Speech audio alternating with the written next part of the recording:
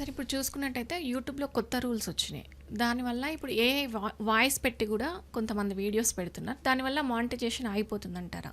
ఏంటసలు?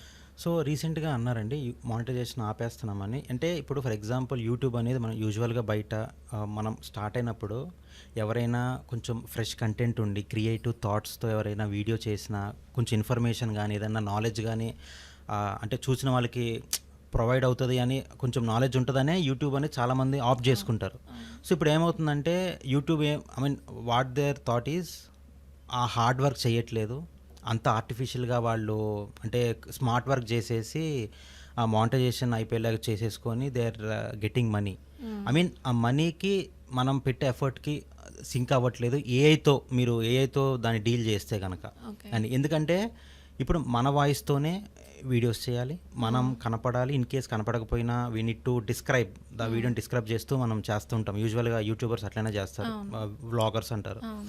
ఇప్పుడేంటంటే ఈ ఏఐతో వాళ్ళ వర్క్‌ని స్మార్ట్ చేసేసుకున్నారు. సో హ్మ్. అదేంటంటే ఆ హార్డ్ వర్క్‌కి సి లింక్ అయ్యేలాగా ఉండాలి.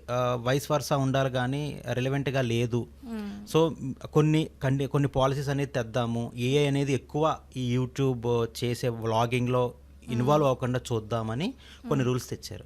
So okay. That monetization is the first effective way.